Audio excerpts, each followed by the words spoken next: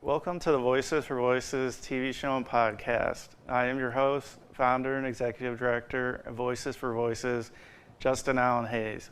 Thank you so much for joining us. We have an incredible episode, as all of them are, but this is very special. And so I'm going to just ask you, viewers and listeners, where were you on May 19th of 2025?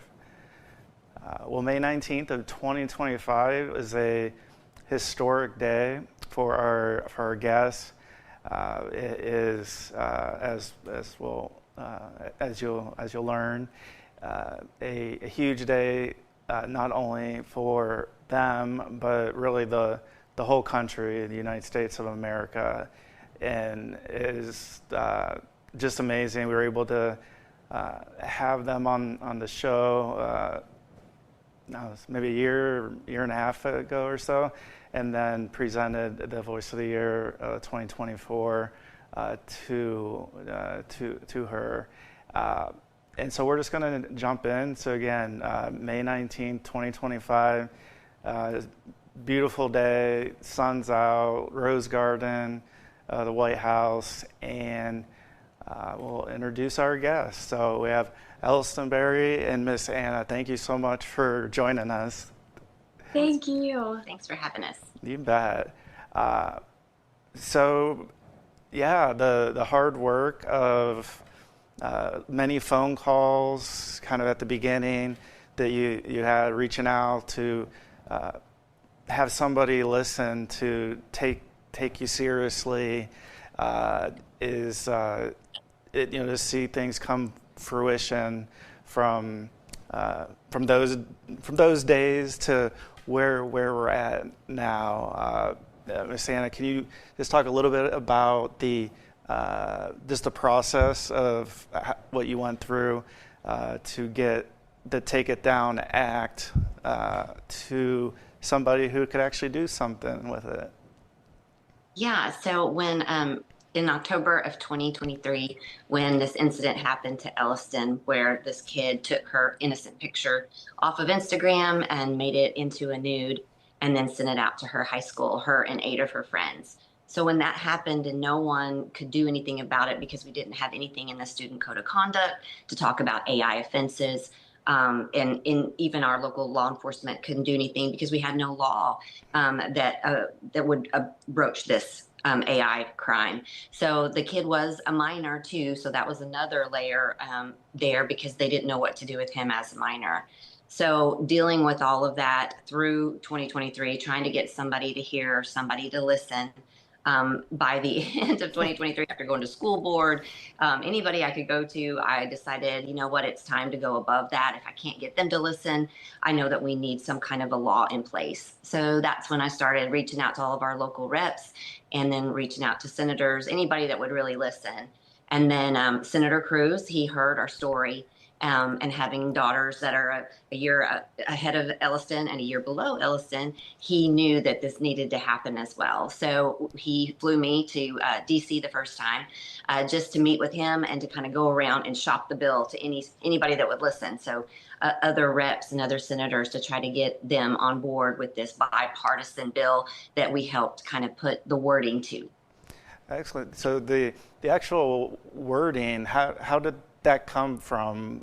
Because it sounds really, really good, and I always wonder how the wording of the name of the bill or the law actually comes about.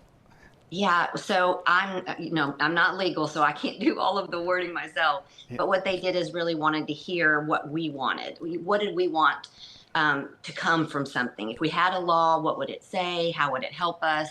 And it was really important for us to have something that would have some consequences to it. Mm-hmm. So him being a minor, not having any consequence. We're seeing this all over the country, really all over the world, minors doing this to minors. So that was super important. We also wanted it to make sure that AI deepfakes were considered pornography, mm-hmm. and not just a picture. Or just something that wasn't, it really truly was child pornography. And then we wanted something that would hold big tech accountable for that. And this bill does that. Within 48 hours, those images have to be taken down. That's excellent. Elliston, how does it make you feel that we're at where we're at, or I guess where you came from, to kind of the present time of going through what you went through and being kind of a downtime, and then but coming full circle and having the President of the United States sign the bill into law with you and your mom present. It just had to be incredible. Yes, it absolutely was. It was really just such a full circle moment. I mean, I remember last June when we were on this podcast just trying to get our story out and being here again and now talking about how much growth and how much movement has been spread. It's really been amazing, especially because now we were fighting for protection and now we have that protection in place. We now have that ability to hold big tech and hold the perpetrator accountable. And that just really means so much, especially because we are able to protect the people that don't have the ability to share their voice and they don't have all of the opportunities that they are able to search for something better. So having this in place and having this being signed is really so awesome. So you also were First Lady Melania Trump's guest of honor at the State of the Union address with President Trump, and it was truly just awesome just to see, like, you're like right next there, and it was just so cool to see you there and then to show that importance and have not only President Trump but have the First Lady Melania, her support, and really having that support, not just from like the full total support, and she usually doesn't sign bills into law, but for this particular law, she signed it too, and I thought that was so cool to see both of them kind of joint effort. Yes, absolutely. And especially when her office reached out and said that they wanted us to be a guest on the State of the Union as well as do a big roundtable event. Just having the First Lady's support on this bill as well as the President is just so reassuring and so validating, especially at first when everyone made it seem like we were overreacting. So being able to sit next to the First Lady at the President's State of the Union address and having both of them sign this bill is just such a rewarding experience, and it really just shows that they are really for the people and that they're really wanting better for America's children. Yeah, I mean, it really gave you chills. I mean, he even called you out by name, and so it is definitely a worldwide issue and to have you there, I thought it was like so amazing, so cool, and just like knowing all the security and all that stuff you have to go through too to obviously be anywhere near him. We're a little bit used to that from prior visits, but for obviously somebody that wants to be near, obviously if I have to have some type of a background check and like all kind of things that we don't really think about. Like, you don't just show up and go, oh hi, we're just gonna do this.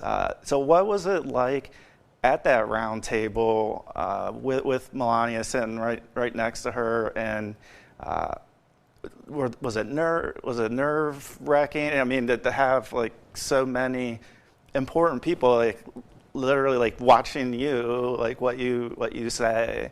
How was that experience too? It was really crazy. I mean, I didn't really know and understand the full extent of what we were doing. I knew that there was going to be a roundtable, and I knew the First Lady was kind of supporting it, but I was not expecting her to be sitting right next to me and having such a big and important role. I mean, her first initiative, Be Best, was all about protecting America's children and protecting young people. So when I first heard she had a sparked interest in this bill, I was shocked, but I did not understand how big of an impact and how big of a heart she had for this matter, which it's so amazing. So at that round table, I was sitting there and she had walked in, and I had just met her previous, like right before, and she walked in and she sat next to me, and I was speechless.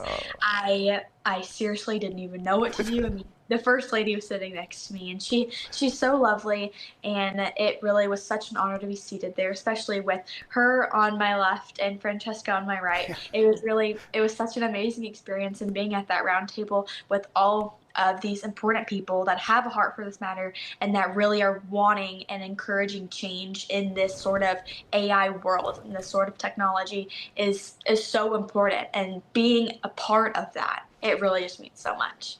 Wow. Miss Anna, how does it feel to see your daughter?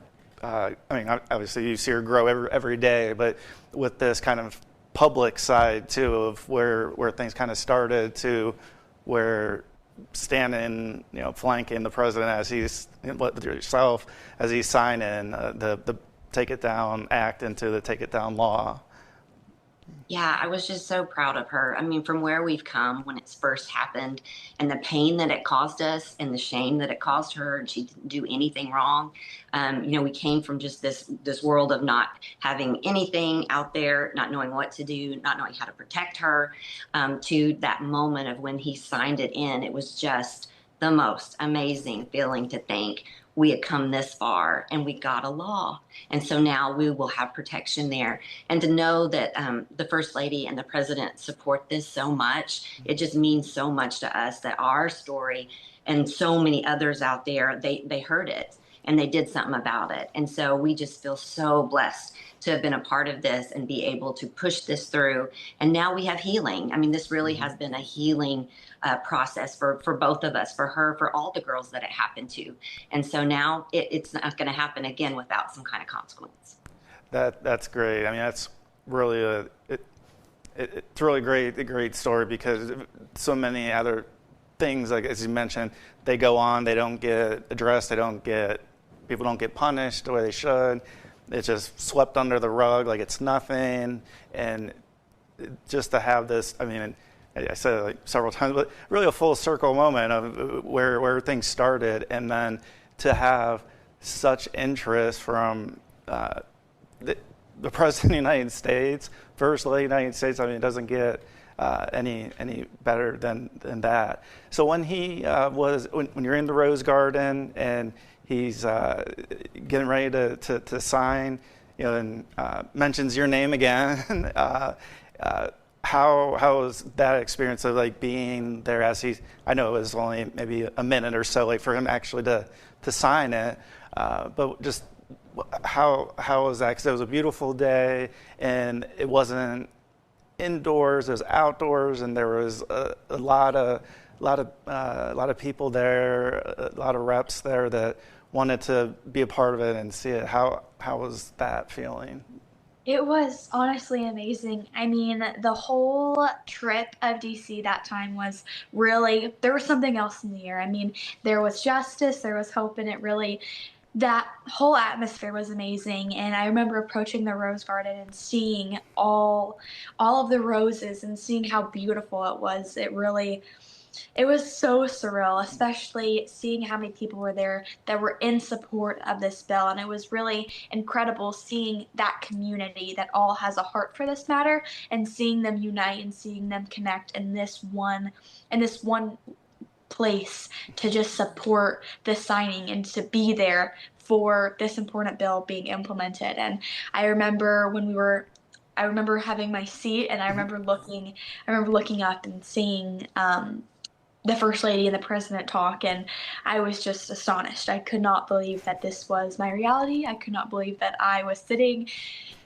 right here and watching them, and then next thing you know, he was up there sharing my story, calling me out and asking me to stand up, and I seriously, it doesn't feel real. It seriously doesn't feel real, and I'm so grateful that he has taken a heart for this and that he signed this. I mean, this issue could have easily been swept under the rug and really couldn't have gotten anywhere, but with the help of the First Lady and with the many media appearances and everything that we have done, it really is just such a full circle moment, and it's so healing. Absolutely, and I believe that was the first remarks that the First Lady has given publicly since the inauguration or around that time. So that to have her give remarks too, not just be present for the moment, was just incredible. Do you happen to have a pen with you? Yeah. Just So it was a white one, right? Yeah. Yes, this is the one. This is the one he used to actually sign it, and Yeah. it's the Be Best pins, which is the First Lady's initiative. And Oh, although Trump, although the president, he's yeah. the one that's really implementing it and signing it. The fact that the First Ladies also really took leadership on this and really helped push it out there and spread awareness and spread and just make movement. It's really just been so encouraging, especially because I feel like Oh, this whole situation falls right under her initiative. So having her be there in support of this is so awesome. yeah. Can you take the cap off? Because I know it's like a thicker tip. It's not just, yeah. Cool. That's so awesome. And then it was used one time, and it was to sign your bill into law. Like, that is, oh, that's, Insane. yeah. Like, I was like, I don't know, like, you get a case or something. It's got to like, Yeah, put it in very the safe or something. yeah. Yes. Yeah. And so, so at the present time, and I think you're working on this previously, but you're not stopping here with this law. Can the individual who did the AI deepfake of Ellison, is he going to be able to be prosecuted now? Is there a statute of limitations? Do you have any idea how? Well, unfortunately, our law is a law now, the Take It Down Act, but we can't go back. It's not retro. Okay. So if he does this again, Mm-hmm. then he could be prosecuted Okay. under Take It Down Act. So we're working on different things with that. Mm-hmm. So we're working with a girl who's making an AI app that will be a face recognition, Mm-hmm. and it can go back from the time she was a baby to now. And so they'll be able to pull any pictures off of the dark web, off of any social platform. And if it's still happening, Mm-hmm. then we'll be able to catch whoever that is. So if he's Okay. still doing it, then we'll be able to do something about that. And so also our next steps are curriculum Yeah, that we can that's what I was use. just getting into. Yeah. Yeah, go ahead and touch on that. Yeah, and also to law enforcement as well. So it's really important now that people understand what the law is and use it. So we want to make sure that everybody knows what an AI deepfake is, if it happens, what to do, how to get a hold of local law enforcement, what to use, those kind of things. So that's real important to us for next steps. Absolutely. And one of the earliest days of Voices for Voices, we had at our first event, we had a speaker, and she was sexually abused when she was young, but she didn't come forward until later in life, and she kind of went about things similarly, just reached out, tried to get somebody to listen, and at least in Massachusetts, they were able to, I guess, I don't know if it's get the statute of limitations extended, but it's specific, I think, to Massachusetts. And if it's all right, I was going to put her maybe in contact with you because it's similar, and I think that because she has a ton of work that she's done with legislators in Massachusetts, and I think it could be nothing but like a help, even if it's just like bouncing an idea off each other. So she was ecstatic because she's like, "Is this the Take It Down Act, girl?" And I was like, "Yeah." She's like, So it's totally cool, and I think with you being a law changer and her being a law changer, just it more good could potentially come from it, and she wrote a children's book about some of the things to look for, and that with and it was a family member and all that. Anyways, this is your moment, so I just wanted to ask that as it came up, because I don't want to just connect people and be like, wait, what's this? Like, this is so the curriculum. What's the process that you're going through? Like, how does that even work?